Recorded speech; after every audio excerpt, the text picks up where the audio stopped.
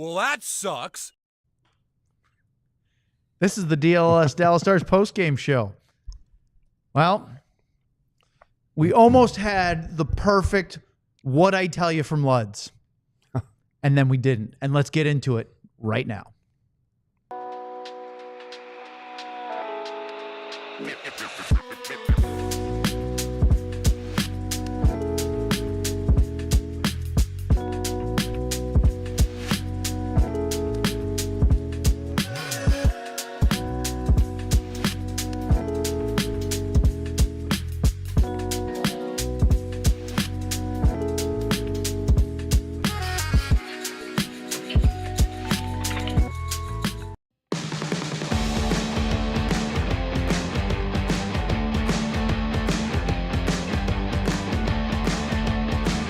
What a great thumbnail. Unfortunately, that's how it felt. Yelling at the refs tonight. Stars got into some penalty trouble as they lose the finale of their road trip out west to the Golden Knights of Vegas by a final score of 3-2. They got it close, but it all started out on almost the right foot, and we'll tell you why in just a second. Alongside Sam Nessler and Craig Ludwig, and of course our producer John Anderson, a.k.a. I Love Inside Out 2. I'm Owen Newkirk. Thanks for joining us tonight. Stars are coming home. They're going to need it. Their road record has not so far this year been what they had last year, which was the best road record in the NHL. I don't think they've been bad on the road, but they're a couple games under 500 away from American Airlines Center. And on the flip side, they've had a stellar home record, so maybe they can make some hay at home, but they are going to have to figure out how to get a few more wins on the road this season, much like they did last year.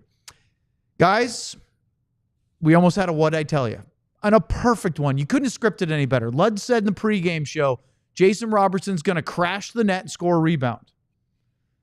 What was it? The first chance of the game? No, it was the second. Wyatt Johnston threw a little backhander from the low left circle on a rebound into Aiden Hill, and Robertson crashes the crease, pokes it in, and Sam and I are dying. Sam's firing up the group chat. We're all over Twitter. Luddy called it again. It was beautiful. And then they threw the flag. It was beautiful until it wasn't. Challenge from the Vegas coaches. And as soon as we watched the overhead view, you could see right away, Aiden Hill put his glove over the puck, had it sealed.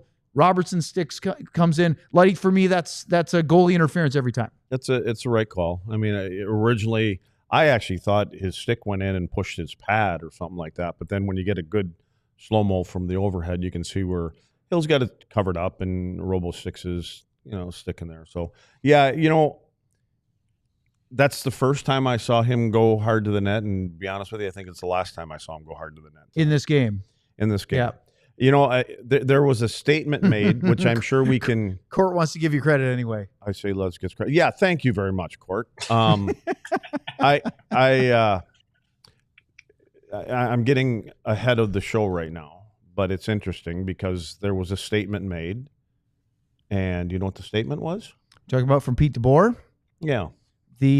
After the LA game. No. It okay. was you have to refresh my memory then. Well, it wasn't too long ago. It was the last face-off for the game. Oh, tonight. Yeah. Oh, yeah. In terms of who was out there, and it's more who wasn't out there. Do you think that had anything to do with? It had everything to do with the way they played. Not of the. They weren't out. You had Steele out there and Bourque out there prior to that. But we're talking about number 24 and 22. My one push. You're talking about 21 and 20.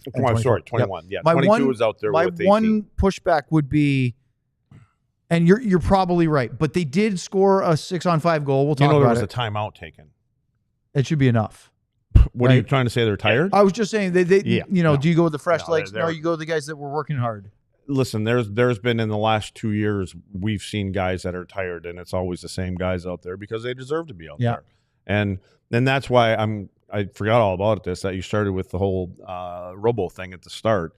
But, you're thinking, okay, we're going to get that. Here's the game. Here's a team that gives up a lot of rebounds in front of them of late, and they've given up the most goals, I believe, or second most in the league from rebounds. And so these guys are going to see the same thing that everybody looks at the stats, and then it just seemed to kind of drift away. And then, and it was one of those games where I'm not saying it was, back and forth and Dallas stood out and you're kind of talking. It was just that even Vegas, it didn't seem to have the same temperature as some of the other games have had, right? No, it was a very low event game, except for the fact there were some notable moments like the Robertson goal in the challenge. But at the end of the first period, we'll talk about the goal in a second. It was 1-0 Vegas, but I had chances at 6-5 Golden Knights. Yeah. That's really low. Usually, I'm just generalizing. It's usually about 10 chances, 8, 10, 11, 12, something like that in a period, depending on how many you get.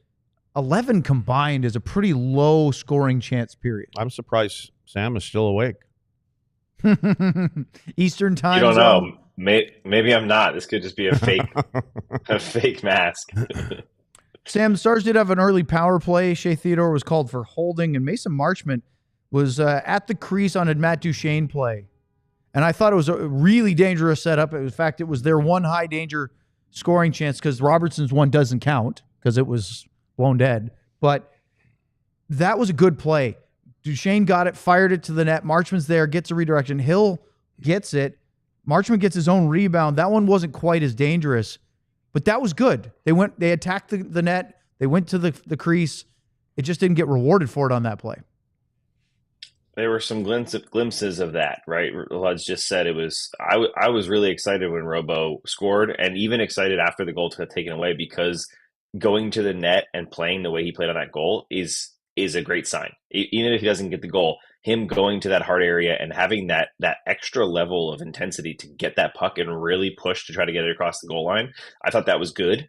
And there were a few of those, especially at the end. They pushed hard at the end. We'll talk about it, but what I didn't see was enough of it, and that was it was a little bit here and then it was a little bit there, and we'll talk more about it. And I wrote about it and posted about it on Twitter 10 times. I just feel like this team doesn't push sometimes hard enough, and that could be physically, that can be after a guy bumps into your goalie and there's no response. I just kind of feel like sometimes they let things happen and just kind of try to play their own game, and that's great if you win and score goals and play your own game. If you're getting pushed around and you're losing a game 3-1 and you're not responding to things like that, that's where it kind of bugs me. And I think that's a play from Robertson specifically, and then from Marchment, like you were just talking about, Owen. Marchment's done it all year, and that's something they can use a heck of a lot more of, pushing guys around, whether that's in their own end or on the net, or whether that's right in front of the other team's goalie. Buddy, is that fair criticism? Yeah. Sam, I think you want to be a team that you're hard to play against. And there's different ways to be hard to play against. And this team's MO has generally been hard to play against because you don't want to go to the penalty box against them because they're deadly on the power play. They can make quick, fast plays. They can get quality scoring chances. They can get to the net, get rebounds, and make it difficult. It seemed as if Adin Hill, who had a good game, obviously, but I don't know how many second and third things that he had to do when scrambling and getting knocked over. He got a little snow sprayed in his face one time, but I don't know if, again, I don't know if they made it difficult on him. I don't know if they came into a building and said, we want this game tonight. So they just went, it was too quiet of a game. And I mean, just for what we expect out of them. And again, we know this isn't a team that's going to run over teams, and they're not going to physically hurt you, when things aren't going your way. There's a couple guys that will do that, but I just think they were just another team tonight, and that's it, in a way it's kind of a backhanded compliment because we expect more out of this group because we've seen what they can do, and they need, this year they don't have the luxury of having all three lines running and being deadly just yet. I think the operative word is yet. I still think there's hope there. It's not like this is a bad team or that they're floundering near the bottom of the wild card race. They're in good shape, decent shape, but there's room for improvement. The problem, I mean, honestly, they didn't. You talked about neither team really getting going. Stars didn't give Vegas much of anything in the first period until the penalties happened. Rope Hintz got called for interference at 9:32. They killed that off. That was fine. I don't even think the Golden Knights had a scoring chance on that one. Actually did. William Karlsson had a wrister from the right circle. He missed it wide. But then Sam Steele was called for slashing at 14:09. And on that penalty kill, Mavrik Bourque gets called for tripping. looked a little touchy. Yeah. He did get his foot behind the Vegas Golden Knights forward, okay. But they get a 5-on-3, and they went to work and scored. Tomas Hertl scored a 2-man advantage power play goal, wide open in the low slot. This game at 15:23 of the first. And there's your first period lead, all because of a couple of penalties and, well, some less than desirable coverage. Yeah, like when you're on the penalty killing side of things and it's a 5-on-3, the message usually is nothing goes through the triangle. It doesn't go through the three guys. And it was just the opposite here. And I thought that Colin Blackwell got pulled out a couple times. You could tell when he was at the top and that he was worried about Eichel. And so he gets drifting above the tops of the circles. And then when the puck, goes straight down to Stone, so there's a gap there. But then Blackwell starts to take a couple steps back.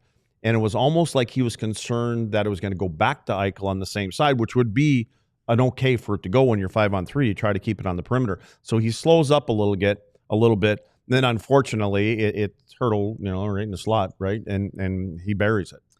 And that's your lead at the end of one. Sam, early in the second, they get the tying goal. Mavrik Bourque, 6:39 from Oscar Beck. See, he did get a touch on it. Good. And Colin Blackwell. For a while, Beck did not have credit for an assist.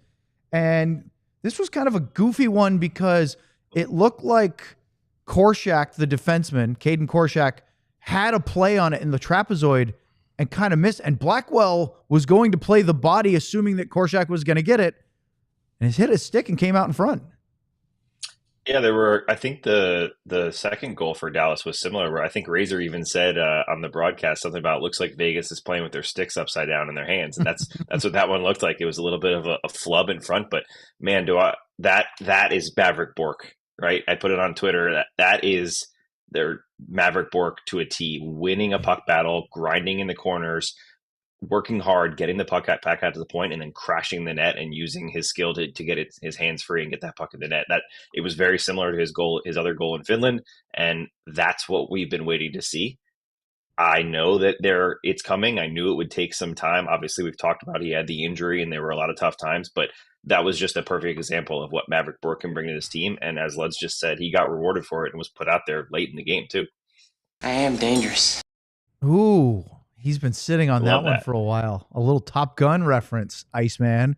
Well, Pretty sure I clipped that in like August, by the way. Before I've been waiting for that one for a chance.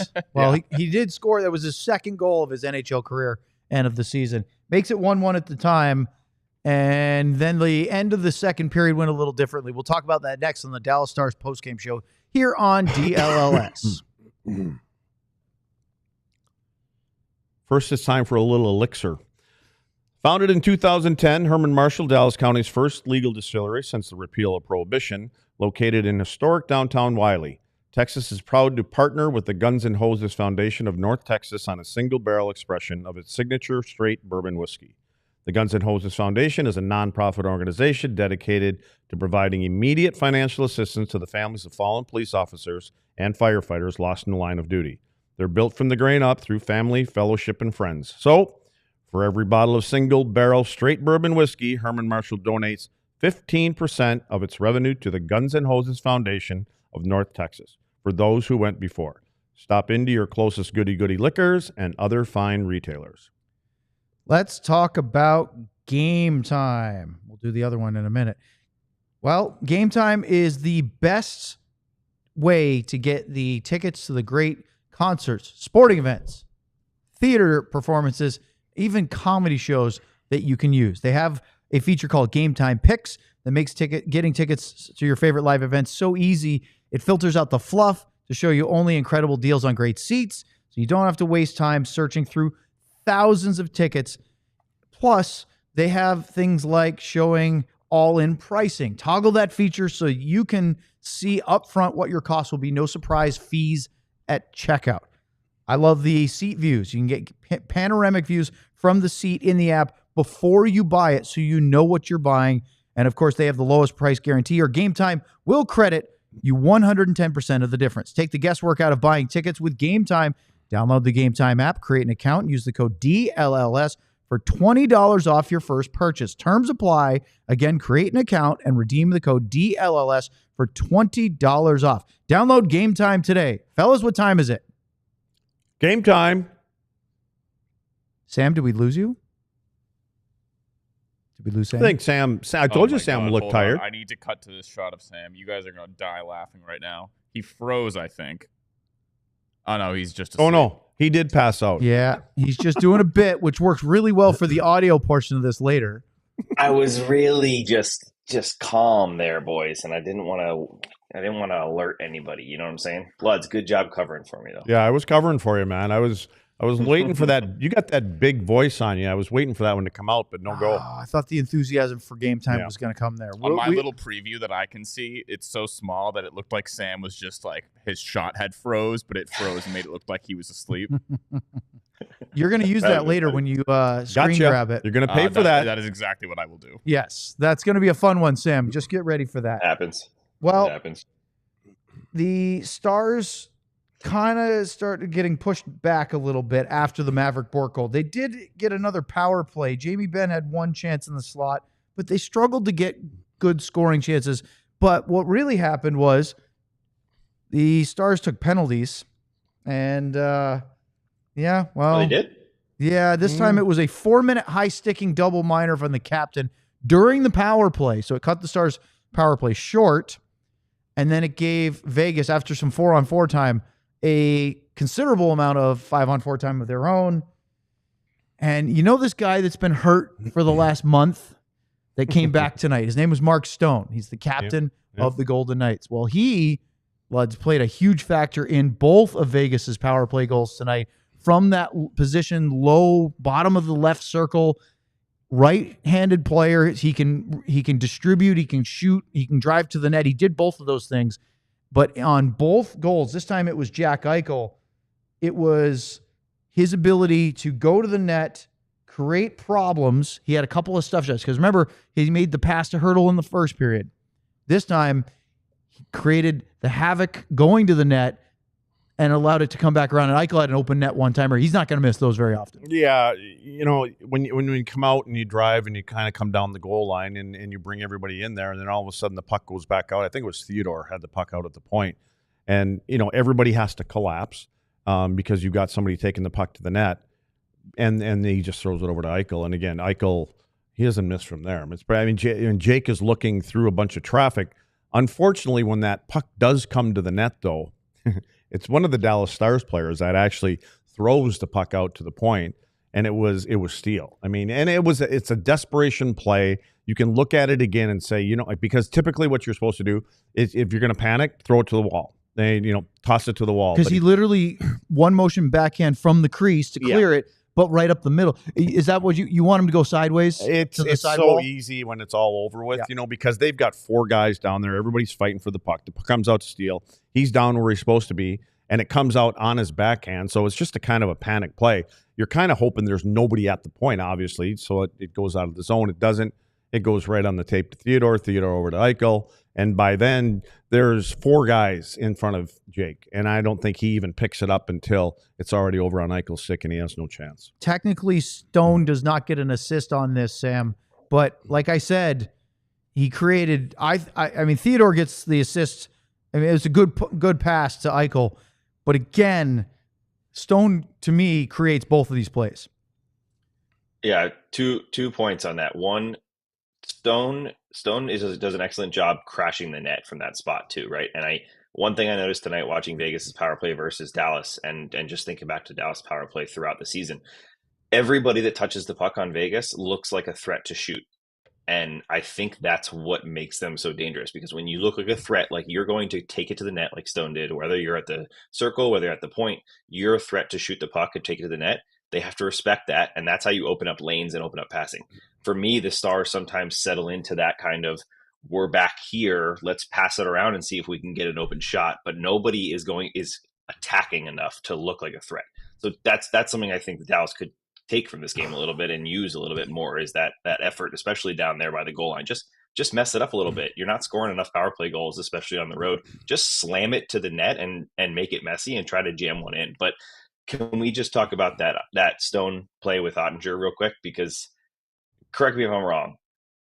Lyubushkin definitely pushed Stone into Ottinger, right? But Stone takes advantage of that fact that he's being pushed. He certainly looks to me like he extends his arms and takes the push so that he can ram into Ottinger. I'm not saying there should be a penalty. Those plays are hit and miss. It's 50-50. But Luds, should there have been a response from someone on the Dallas team for that play? Yeah, there can, and typically, because of the penalty situations, I'm thinking we don't want to head to the box again. You got to find, if that's going to happen, you're going to have to make sure you take somebody with you. But Sam, you summed it up really well. And if you're wondering why Theodore is all alone out there, forget how the puck got there. But because of everything that Sam said, as a penalty killer, pucks are going to the net. So your box kind of, it gets tighter, and everybody's kind of prepared to go there and help your goaltender when you have that kind of mindset.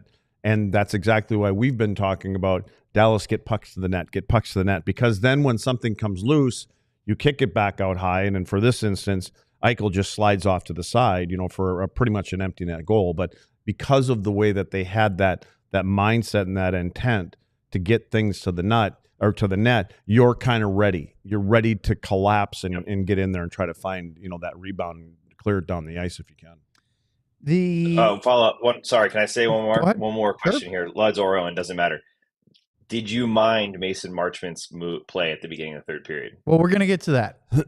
We have to go in order. We don't, but only reason I'm throwing it in there is because I believe that was a response for his buddy Jake Oettinger from this play that we're talking about right now. I loved it. Hold on. I don't think it should be a penalty, but I loved it. Just saying. 68 seconds later, Nick Waugh makes it 3-1. That's the game-winning goal. It's a huge moment because even after giving up the power play goal, if the Stars just hold true through the next couple of minutes and get, to the intermission at 2-1, it's not that bad.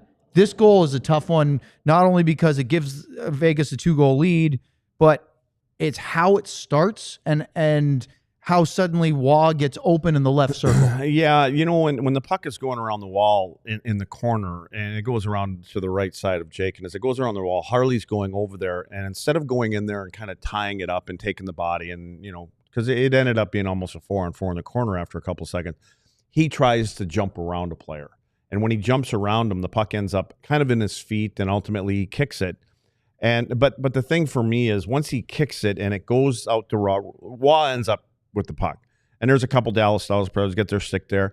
To me, it didn't affect the shot, and it didn't affect anything else. I didn't see anybody else's stick redirect the puck at all. So I'm kind of immediately when I looked at it again, I'm thinking Jake probably wants another look at this one, because I don't think there was anybody in front of the net, and I don't think with the 6 that were coming in there really changed the puck the way it was traveling much. Jake did not track the puck high well tonight either. What did they hit? 3 crossbars over his shoulder, and all three goals were high. I'm not counting the Eichel one as his fault at all. He was out of the play, but the other 2 goals are high. It just looked like he was going down early, and he just wasn't getting up to react to those shots for whatever reason. I think that's a little bit harsh. The first one was the hurdle power play 5-on-3. Jake's reading that going to the blocker, and he goes to the glove side. Yeah. I don't know if I'd overgeneralize that. I think they hit the crossbar once, twice, and then hit the post. Josh on the broadcast said hits the bar, but sometimes he says bar and it means the post. It doesn't necessarily mean cross. Either way. We speed this up. I plan on hitting the bar too. So it's a great segue. But here's the thing. Second period, I had the chances at 10-5 Vegas, but most importantly, I had the high danger ones at 4-2 Golden Knights.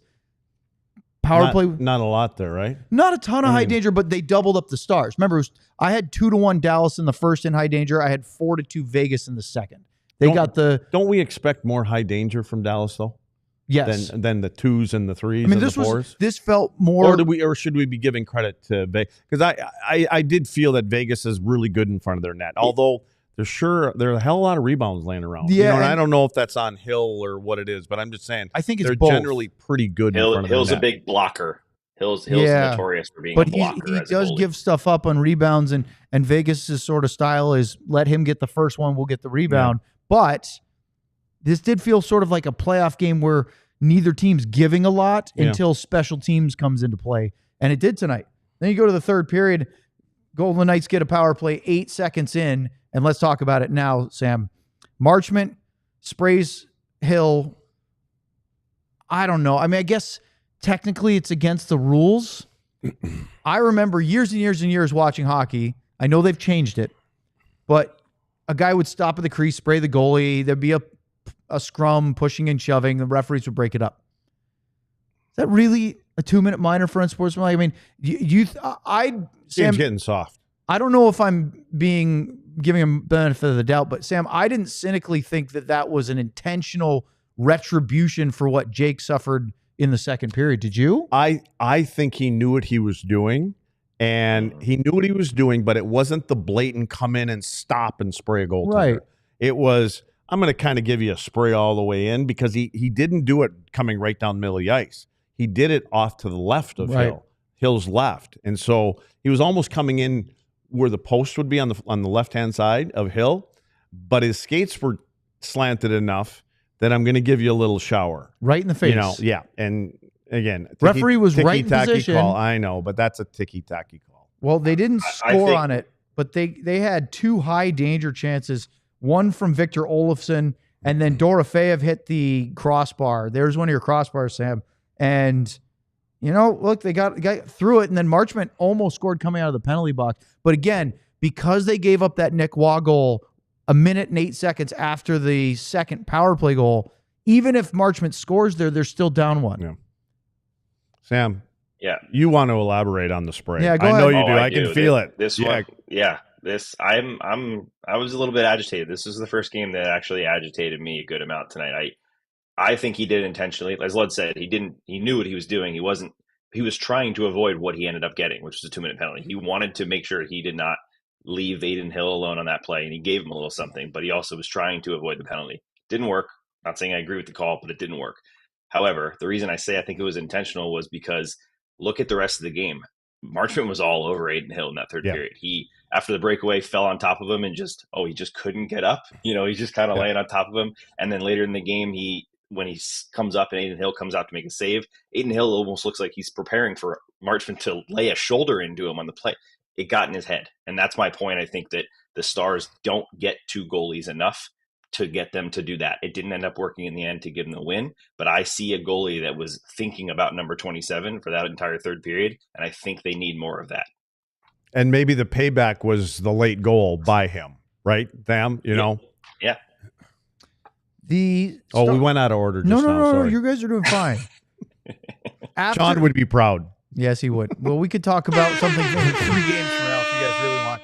No, I was just skimming back through the scoring chances, and after the power play early and then that Marchment breakaway, Dallas had a lot of scoring chances. Not a lot of high danger, but they had plenty of decent pucks to the net. Not enough second chances. Not enough getting to rebounds, causing trouble, until they pulled Oettinger for the 6-on-5, and then they did get a rebound, and they scored a goal as Marchment gets his 12th of the year at 17:26. So with 2 minutes, 34 seconds left. It's a 1-goal hockey game. Again, we go back to that Waugh goal because it would have been a tie game and we're looking at overtime. But that's what they needed to do more of tonight, which is go to the net and cause havoc. And when they did that, I mean, they had a pile of chances even after this goal. So here's what you could do as a coach at the end of that game. And, they're always going to come in and, well, not always, but generally they'll come in and have something to say at the end of the game, win or lose, tie, whatever it may be.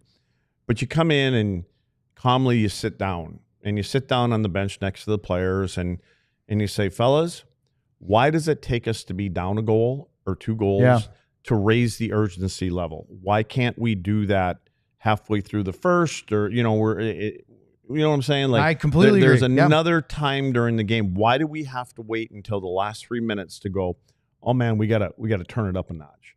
So and then that's all you really say. And then you walk out of the room and you let the players think about it. And then, it's going to soak into the leaders. And then that just, it's not you're not going in there and you're losing your mind and all this other kind of stuff. You're just having an adult conversation with your players. Yeah, I think it's a good talking point. It's something they've got to figure out of if you don't have the lead, because this team, if they get the lead, they get out in that clean air. They seem to do pretty well. Mm-hmm. It's how do you get the push when it's 1-1, or how do you stop the bleed? I mean, again, we're talking about minuscule details here. We're not talking about major overhauls with this team, but they had a couple of chances at the end. They lose the game, but it goes back to that 2-goal flurry in the second period, which was the difference, and the penalties. That was a big thing tonight as the Stars gave up 2 power play goals, too much time shorthanded. They were shorthanded for 8 minutes and 22 seconds. It would have been longer, but Vegas was pretty quick at scoring that 5-on-3 goal. Otherwise, it could have been another minute plus or so. So 6 minors, 2 power play goals, and that ultimately doomed them on the last game of this road trip. Up next, take your chats, super chats, and whatever else Sam wants to talk about as far as agitation here on the DLS Dallas Stars postgame show. Before we get into the agitation, let's get into some Empire Today. With Empire Today, you get shop-at-home convenience, the right product for your needs, quick professional installation, and a low price guarantee. Empire Today is simply the best place to get new flooring, so of course they're going to have copycats, but Empire cannot be beat on quality, service, or speed, so competitors can continue advertising their low-quality products that Empire simply will not carry. Empire's philosophy is to help find what you need, not overwhelm you with thousands of choices or substitutes. Their virtual floor designer is an awesome way to see what the flooring will look like in your space or room or wherever you want to put it, even in the studio where the boys are. I don't think this carpet is Empire flooring, but you never know. So schedule a free in-home estimate today. All listeners can receive a $350 off discount when they use the promo code DLLS. Restrictions apply. See empiretoday.com/DLLS for details. Let's talk about Shady Rays. I got another one. Different pair. Little blue lens tint. It makes everything look a little blue. Guess what? I liked my Shady Rays so much, I went and bought another pair. These are, I believe, the Navigators. Let me tell you, they're comfortable. They are quality, but not super over-the-top expensive. They come with a great lost and stolen protection plan or broken. So if you do, you can replace them without spending a ton to get another pair. And if you don't love them, guess what? You can exchange for a new pair worry-free within 30 days of purchase. There's no risk when you shop. Their team always has your back with personal and fast support. And by the way, pretty comfortable as well. Exclusively for our listeners, Shady Rays is giving out the best deal of the season. Head to shadyrays.com. Use the code DLLS for 35% off polarized sunglasses. Try for yourself the shades rated 5 stars by over 300,000 people. Should I just leave them on the rest of it? You know what? That clock says 12:24. That's AM. Oh, yeah. Okay. Well, you notice I hit that 2 minutes right on the button, too. I didn't notice that. Yeah. Well, you notice whenever you do the it. reflection from your glasses, I can't see anything. Well, let's keep it going. It's after midnight. Might as well wear the shades, right? So it's chat time. And do we have any super chats? Yes, we have 2, I believe. I think there's one. Fire it up. Bing bang. Super chat, a little Brendan Smith or you could call it Hatch. Smith and Harley from D Stars Die Hard. Special teams wins championships. We need more help. Okay. I'm not going to disagree, but yes, Sam, go ahead. I see you. Your mouth is moving. The Stars could use Joe Pavelski. Okay. Correct me if I'm wrong, gentlemen, but there's a team that just traded someone today, and they've got a guy who's a pretty good net front presence, I believe, by the name of Chris Kreider. Pretty good. Who doesn't want to leave New York and said publicly he's dealing with an injury, is almost a deterrent of don't trade for me, I'm hurt. Okay, Owen, get your facts out of here, okay? I'm sorry. Hey, Trouba didn't want to leave New York either. So a lot of people get fired from MSG. Take that. So let me ask you real quick. I mean, we talk about special teams. You guys want anything more for our super chat before we get off on the correct the Rangers tangent? Go ahead. They need help.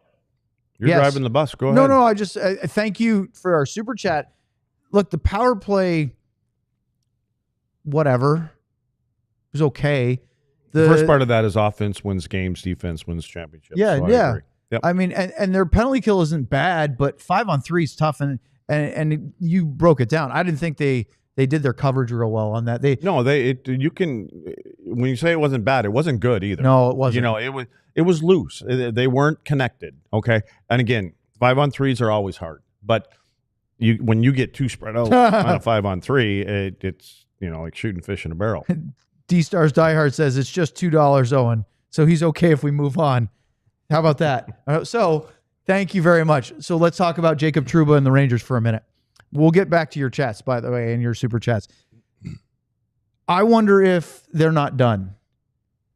Is it enough? They moved Trouba's $8 million salary cap, and then they immediately signed Shesterkin to an $11.5 million 8-year extension.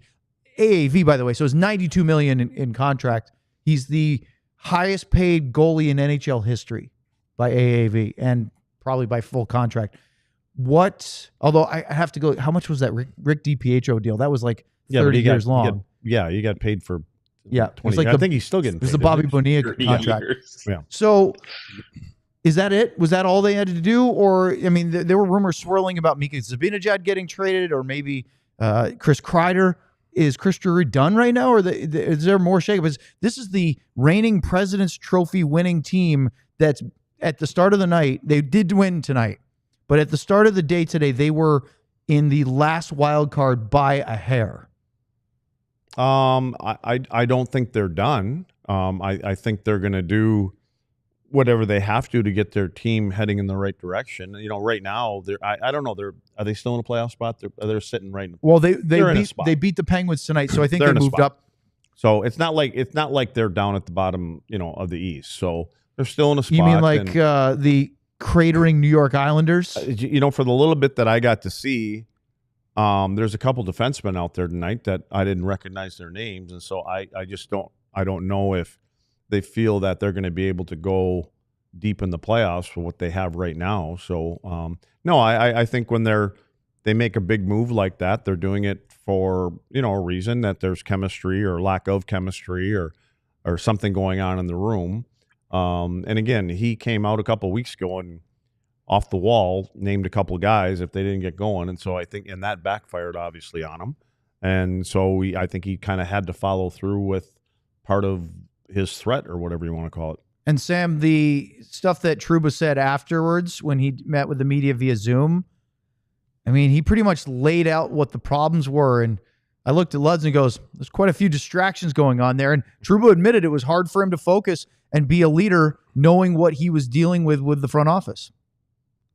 For sure. I think he said it at the beginning. He was essentially told, I need to choose between my family and my career at the beginning of this year. And that should never happen. And then all the stuff that's gone between it. We talked in the pregame about the waiver stuff, the calling them out. It just doesn't seem like it was handled very well.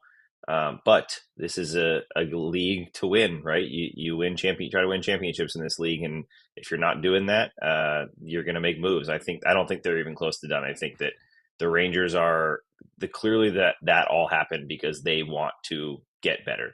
This isn't a team, we're talking about Anaheim, where they're like, you know what, we got to give up on Trevor Zegras and trade him away. This is a team that, as you said, went to the Eastern Conference final last year and was expected to be, I think Luds and I both said they might make the Stanley Cup final and play the Stars this year. So it was a team that had high expectations. And I think that the moves that are going to come, I think will be some bigger ones as well. And that, whether that's guys going out or whether that's bringing someone big in, I don't know. But it's just, I don't like how the whole situation went down. And I think my friend texted me, a lot of my friends are Rangers fans from around here, from growing up in New Jersey. And one of my friends texted me probably 3 weeks ago and said, I low key think the Rangers are bad. And this was when they were sitting in the second or first in their division. He said, I think they've hidden behind the best goalie in the world for too long. And then since then they've lost 6 of 9, trading away Trouba. There's all this crazy stuff going on. So he might have been right. This team might have been just a decent team with a really good goalie. And Chris Drury realized that. And he said, we need to change it. I don't think he did it the right way, but I think we're going to see more changes coming.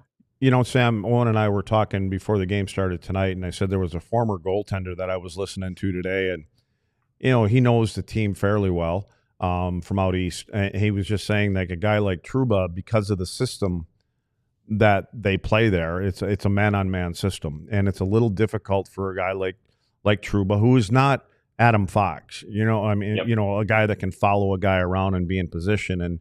But there's a couple other guys that are big guys, and they're not. So it is. But again, then my not argument, I would say, well, they finished number 1 last year, and they had the same guys. So, but like you said, it really has been all goaltending this year. Wherever they are right now, they wouldn't be where they are. They wouldn't be in a playoff spot or hanging in the playoff spot if it wasn't for Shesterkin. And so it's obvious that somebody needed to go. And when not only do you kind of I just think that if this thing doesn't get any better the GM is on the hot seat. If something, you call out Kreider, you call out this guy. I just think that you better find a way to make something work and prove that what you did was the right thing to do. Well, think about what's happened already this year, because the Boston Bruins made a coaching change when they were in a playoff spot, not even a wild card spot, but not where they wanted to be. Then Doug Armstrong makes a move because he realizes the guy that he really wants became available to coach and locked up Jim Montgomery for a 5-year contract. So that was the second coaching change. Then you see this trade. Now, the Blackhawks, they fired Luke Richardson yesterday, which, Sam, you had a great tweet about it, because I had the same feeling of, what did you expect? You're a rebuilding team, and what does it matter? Unless there's something else there within the players. Connor Bedard has had a really frustrating season, and if Luke Richardson is getting him developing, then I think that sort of eases of the, wow, he's playing really well. I know we're going to take a couple more years. The Taylor Hall thing, I don't know if there was anything more in that as far as player usage or management that way. But then this Rangers thing. And so 2 of those teams are Eastern Conference powers that are expected to contend for a Stanley Cup, or at least that's with their individual personal expectations. And they're not waiting until more than half of the season is gone to realize they're not where they want to be. And then you look at the Dallas Stars, and we're upset that they lost 2 in a row. Probably should have won a game against LA. Could have won this one if they stayed out of the penalty box tonight. And they're 3rd in their division. They're not playing amazing hockey, but they're pretty good. We see a lot of potential. The sky is not falling, is it, John? Where'd that one go? Oh, he doesn't. Where'd you want to try it again? Go? It's late. It's late for everybody. All right? It's a little late for John. He's a little slow on the draw. The sky's falling for anyone. What's the Stars are hanging on by a thread, huh? In the Central. What are they, 3rd now? I mean, they have been 3rd for a while. Yeah. They've been. The gap is widening between them and the Wild. That is a clickbait take if I've ever heard one. How about the Minnesota Wild, though? I looked up the other day, and the Wild were in first place, and I was just like, well, that's not what I predicted at all. And I think they've got the lowest goals against in the league too. So thank you, Court. I'm keeping him on the rest of the show. They got a goalie that his goals against is like 2.03 or something. Yeah, we do have another super chat, help. by the way. We do. And then they've got a guy that they're going to have to pay a big chunk of money. That's, I think, leading the league in scoring. If not, or he's right there. So I mean, his price is only Dallas going is up. Meet those guys, I think, in less than a week. So. But they also are getting 2 huge and in the playoffs, retained contracts off their books after this year. Yeah, I was going to send Billy a message today. What's all this talk about the salary cap and being tight to the cap and all this other stuff? You seem to have no problem doing it right now. It's going to be like Christmas again next year when that we talked about it with Sean comes into play. Last week we talked with Sean about how the cap could go up to close to 100 million or maybe even higher. Now, so they'll get that and all that retained money away from Suter and Parisi? He gets 14. He gets to play with an extra 14 million, I think, in this next year. So that's it'll amazing. Be interesting to see. Who he takes a run. Well, and they've got Faber developing well. Yep. Boldy's coming along. They're a pretty good hockey team. Hey, can I say one random? Oh, never mind. Do it. Little Lundqvist from Ardell. Is there a chance that the Stars move a player that might surprise us in order to improve the team? Stay the course or take a risk? I am dangerous. Thanks, Mavrik. Here's the question. And I don't know. I don't want to speak for Ardell, but would you move a guy like Jason Robertson? Or is his value down right now because he's not having the season? I personally am not advocating for that. I think The offseason surgery, the injuries, we've talked about this before. I think it's bothering him. Hopefully he gets right between now and the end of the season. I'm not ready to give up on him. I read a great piece.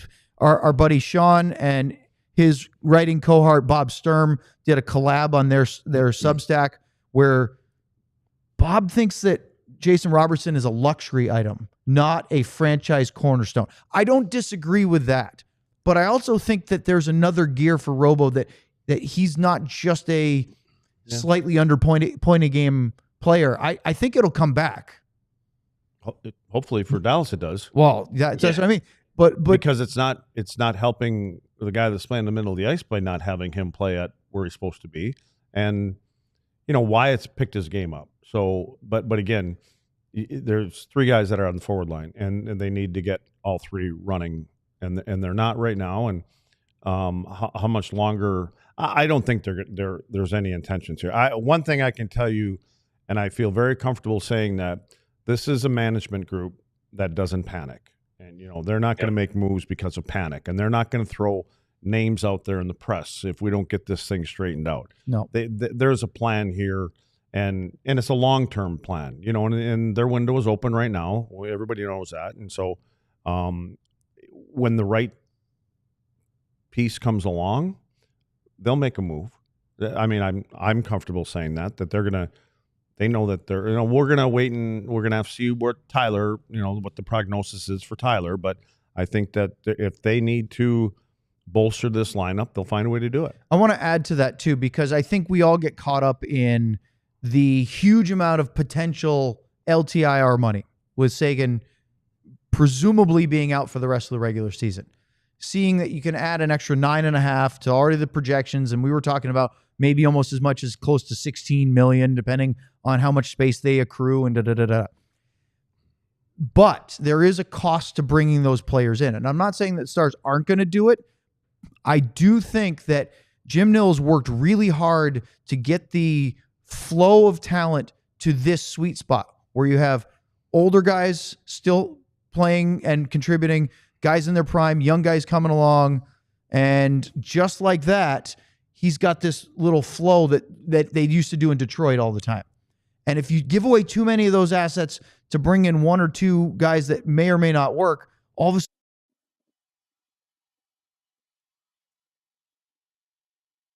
guess what? 112 people signed up to be diehard during the 36 for 36 sale. 112. How about that, folks? We love it. There's the QR code. You can still be a diehard. The 36 for 36 sale's over, but the amount, that's why they extended a little longer, because they got such huge support. Love the new diehards. If you have signed up as a diehard in the last couple of days, check out our Discord channel. John's in there quite a bit. Sam's in there a little bit. I go in there once in a while. Luddy doesn't know what the heck it is or where it is or how to find it. But we do occasionally do a Luddy damn Discord channel. Probably won't do one this week. We have 3 shows in a row, but it's like Wednesday. I think like a Wednesday Discord just is against the spirit of the bit. I'm all for that. You want to do it? Well, yeah. Hey. There you go. John, you heard it. He wants to do one on Wednesday. Oh, great. I was just going to So say. now we got to do a chat, damn Discord. Now I'm going to be sitting here thinking about the work I have to do on Wednesday for the next 3 days Why? instead of enjoying my life. Can you let the little guy in the corner of the screen say something once in a while? Oh, Go ahead, Sam. little guy in the corner. No, I was just going to say that what I was going to say before the super chat was I'm really excited. The chat, I'm not recognizing a lot of these names. So for all you guys that are joining that we don't know or that we haven't gotten to know very well, thanks for joining in. And I'm sure some of you guys are diehards, so we appreciate it. In addition to when you sign up as diehard to getting the free t-shirt promo code for each year you sign up, the Discord, Luddy's Damn Discord channel, you get the membership welcome diehard package. Look at that. You get a membership card, stickers. That's one of the t-shirts. You have to decide to have that t-shirt, or you can pick any of them. And Sam's writing and Sean's writing. The stuff that's in the diehard level. And all the other parts of the DLS site. Cowboys, Rangers, Mavericks. It's great. So scan that QR code, go to alldls.com, find the diehard link, sign up if you haven't done it already. It's only going to get better. Now, just to carry over my thought real quick, and then we'll get to our Herman Marshall Marquee moment in just a moment. And either one of you guys can chime in on this, obviously. I just think that, there was a stretch of time where it looked like the Stars were in trouble under Jim Nill. And we were actually talking about whether or not he would get his contract extended by Tom Gaglardi. Remember, they offered him a 1-year deal. And things were a little dicey. Jim Montgomery didn't work out. All of a sudden, they missed the playoffs. Rick Bowness got him into the bubble, but, where are we going with this team? Well, Denis Gurianov moves on, and they make another move here and there, and all of a sudden, last year, the Stars, he wins back-to-back GM of the Year awards, and Nill's got this, as I said, he's got the pipeline, this conveyor belt or assembly line flowing. New talent in each year, aging guys, and it's just going to continue this perpetual motion machine. I just wonder... He's shown he's willing to make moves, and he will probably do so again, especially with the weapons he has at his disposal. What I'm not sure about is he's going to do some massive core-changing overhaul, because I started thinking about Brady Tkachuk. Michael Rupp, former NHLer who's on NHL Network, tweeted out today that Ottawa fans should start to get maybe used to the idea that Brady Tkachuk won't finish his contract with the Senators. I don't know if that's true or not. We heard some conflicting stuff that's a complete load of malarkey. As I look at it, I go, I would love a guy like Brady Tkachuk, but I don't know if I want to pay the bill to get a 25-year-old with that much term left, and the cost that it would take to do something like that, because then it upsets that whole flow. You guys see where I'm going with that? Or you've fallen asleep? I checked out a long time ago. You know what I'm talking about. No, I was going to say, because it goes right with what I was going to say to Luds before, too. You guys are both exactly right. I think that if you look at today's NHL, teams panic. They do, period. That the Rangers, I call that a panic. I really do. I think that teams that, as Luds was saying, make these moves where, because it used to always be like, all right, we're talking about Jason Robertson. No way in anything does he get traded. But we've seen it.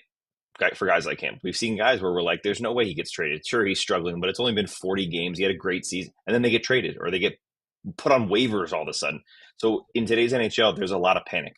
There's a lot of GMs that freak out. There's a lot of coaches that freak out, and they make those types of moves, and we've seen it backfire for a lot of guys. What Lud said and what Owen said is that this team isn't that. This team is not going to do that, because this team has the best general manager in the NHL. This team has one of the best management staffs. This team understands it. As Owen just pointed out, they built a crazy deep prospect pool. I'm talking from the superstars up top they have right now all the way down to the bottom of their prospect pool. They have built it out over the years. It's not going to be a panic move. I don't think that anyone's off the table if it's a move that wins a Stanley Cup. However, it's going to be more time than Jason Robertson only having, whatever he has, 13 points in his first 25 games. It's not going to happen that quickly. So I think that's a really important point by both you guys.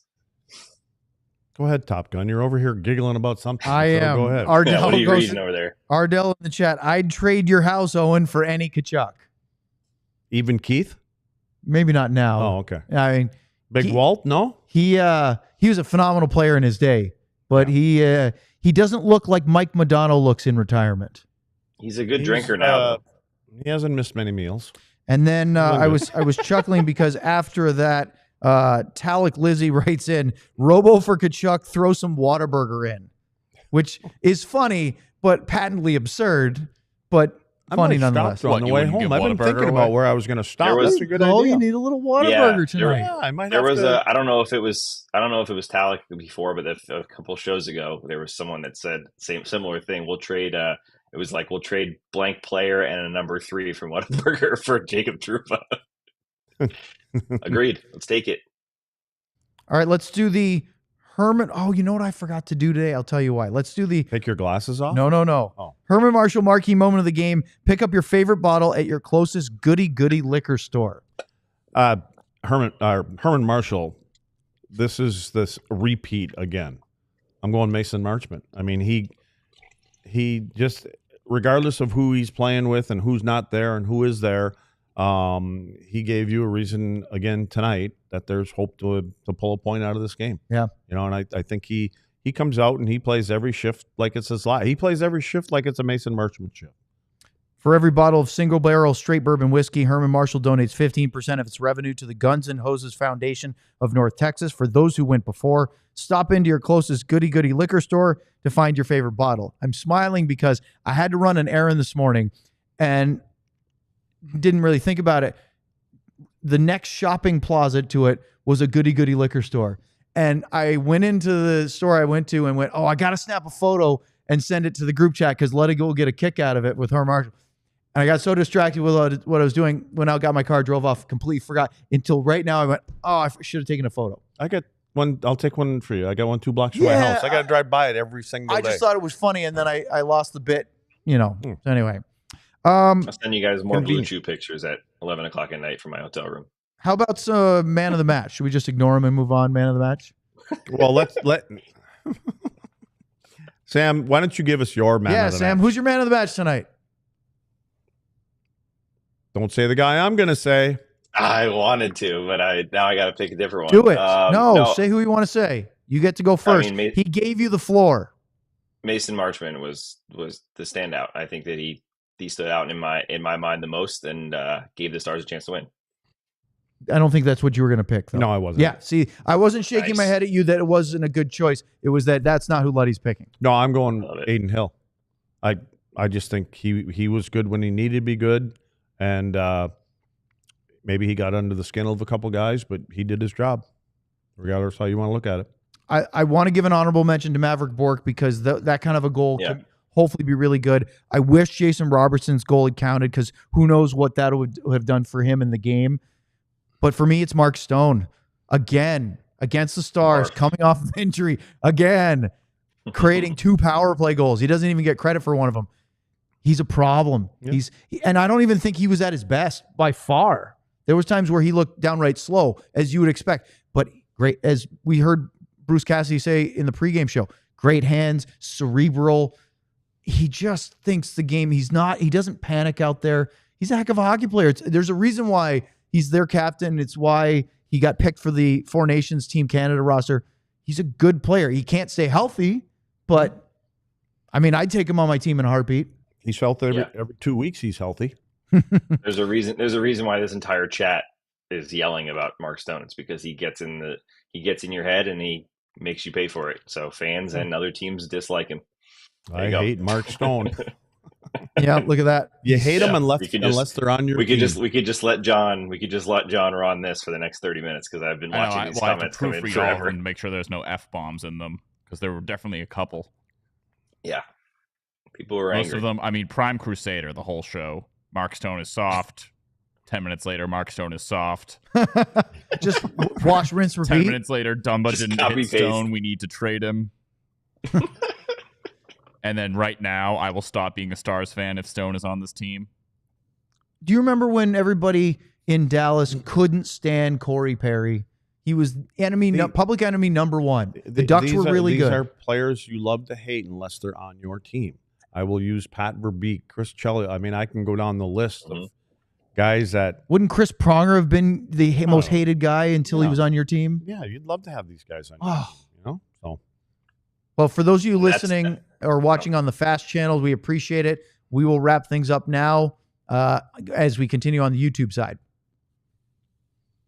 Okay, and to wrap things up, we don't have much else to say unless you have anything to add. We're talking about players that played in the past, and we're talking about players not on this team. And look at Sam. He's like, can we just wrap this up? I do want to say one last thing. He wants to turn the Christmas tree off and out and go. I left it off for the show on accident. Hey, Sam, Luddy and I were having a conversation during the game about Logan Stankoven, and he looks like he's still figuring out how to play with Duchesne and Marchment with confidence. It looked like he was still a little tentative, but tracked him for about 5 scoring chances tonight, which means he's getting to those areas. He's getting pucks to the net. He had a couple from decent range. It wasn't Logan Stankoven's best night of his NHL career, but it was far from his worst either, and that's encouraging. He doesn't look like the playmaker that had hip surgery with those other 2 guys yet. So it's a different element that they have over there on that side right now. And is he the best option? I don't know, and I don't think they're going to tinker with things. I think you need to give them a little time to figure it out. But you can tell that Duchesne and Marchment don't have the same continuity right now with him there. They're not as dangerous, especially when you're coming across the offensive blue line right now, because that, they have this telepathy going on between them. And I think Logan's trying to figure them out too. I think more so figure out Matt than he has to for Marchment, only because he's that missile. And I saw him a couple times tonight. He was right on the heels of Duchesne, and I felt he didn't know exactly where I should go. Is he going to do that tight turn? Is he going to go to the net? Should I go to the net? Should I be the trailer? So, you can be teammates and still not understand how to play with a couple guys until you get some time to do that. Sam, anything to add on that? No, just agreeing. We talked about it last pregame or postgame that it looks like he's getting to a spot that maybe Duchesne doesn't expect him to get to. That'll come. Just give him time. 2 things left to add. 1, Texas Twist requested a flyby. Negative ghostwriter. The pattern is full.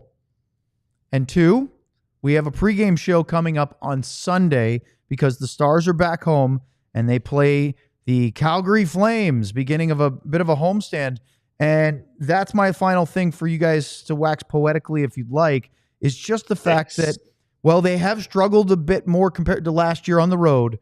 They've been so good at home, 6-game homestand, and then a one-off to Salt Lake City again before the 3-day Christmas break. What's really stands out to me, though, guys, is after they play the Flames at 7 o'clock on Sunday, so a 6:15 pregame show right here on the DLS Stars show, our pregame, 3 non-game days in a row. And they have not had any kind of rest or real practice time in a while. And I kind of feel like they could really use it. Yeah, and the coaches are going to have to figure out which one's more important because they've been playing a lot, traveling, and there are things that, again, no one here in this organization is probably happy the way the team is playing because they know there's a better, not that they're playing that bad, but there's another level for this team to get to. So how do you give them the proper rest versus get out there and be able to practice things that you haven't had the opportunity to practice, giving, when they're playing 4 games in 6 days and 3 and 5 and everything else, you got to find time for rest. So be interesting to see how they want to handle this 3-day break. Sam, over the next 2 weeks, starting on Sunday, they host Calgary, Nashville. Unfortunately, we won't get the return of Scott Wedgwood. We thought we would at that point. Yeah. St. Louis. They might trade him back after that last game. Jim Montgomery coming back to Dallas for the 2nd time already this season, but with a different team. The Washington Capitals and the Ovi Watch. The Toronto Maple Leafs for their annual trip. And the New York Rangers. There's a lot of storylines in the next 2 weeks. Yeah, it's going to be busy, and it's some good teams, some teams that thought they were going to be good and aren't. So it should keep us busy, and we get to actually hang out in the studio once in a while because there's not a game every single night, so that's nice. Yeah, we'll have shows Monday, Tuesday, and Wednesday, regular afternoon podcast shows. Get ready, boys. Get ready, boys. And then we'll have a couple of games. I mean, it's going to be busy, but we will have some studio shows, actually 5 in the next 2 weeks. So some regular shows as well as all the games coming up. Luds, any final thoughts before we wrap this up for good? Nope. Whataburger sounds good. Sam? You want 2 Whataburgers? Yes. Yeah, I'll take 2, please. He wants you to get that Dr. Pepper shake to go with it that you love so much. Can't stand that stuff. So, Sam, safe travels. Going, boys. We'll look forward to seeing you at the AAC on Sunday for Stars and Flames. We'll be on the air at 6:15 Sunday, 7 o'clock. Puck drop between the Stars and Calgary. For Craig Ludwig, Sam Nessler, John Anderson, I'm Owen Newkirk. Thank you to everybody watching tonight. The chat was hilarious. I appreciate it. And let's do it again on Sunday. Have a great Saturday. So long, everyone. Hawk City. Hawk City. So, John.